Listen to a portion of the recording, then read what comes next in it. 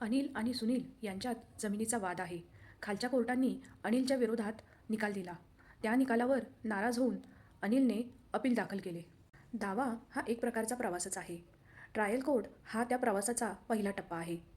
Trial कोर्टाने दिलेल्या निर्णयावर जर एखादा पक्षकार समाधानी नसेल तर तो अपील करतो. म्हणजेच अपील हा त्या प्रवासाचा पुढचा टप्पा आहे. सन्माननीय सुप्रीम कोर्ट यांचे दिनांक 23 एप्रिल 2025 रोजीचे असे जजमेंट आहे की अपील म्हणजेच नवीन किंवा स्वतंत्र खटला नसून तो मूळ खटल्याचाच पुढचा टप्पा असतो. ट्रायल कोर्टात जो खटला चालला त्याच खटल्याची पुढची सुनावणी ही अपेलंट कोर्टात अपिलाद्वारे होते. तसेच अपील प्रलंबित असताना दिलेल्या आदेशात वादाच्या मूळ गुणदोषावर निर्णय देणे टाळले पाहिजे.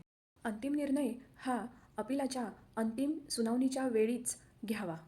थोडक्यात काय तर अपिलाच्या कोर्टात तोच दावा असतो, पक्षकारही तेच असतात आणि पुरावे तेच तपासले जातात आणि खालच्या कोर्टाने दिलेला निर्णय बरोबर आहे का आणि कायद्यानुसार योग्य आहे का हे पाहिले जाते.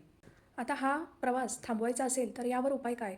तर यावर उपाय एक म्हणजे तडजोड करणे. तडजोड करून हा प्रवास इथेच थांबवणे किंवा खालच्या कोर्टात जर का तडजोड होतच नसेल तर खालच्या कोर्टात इतके सक्षम पुरावे द्या की ज्याने वर अपिलाच्या कोर्टातही तुमचा दावा भक्कमपणे तुमच्या बाजूने राहिला पाहिजे.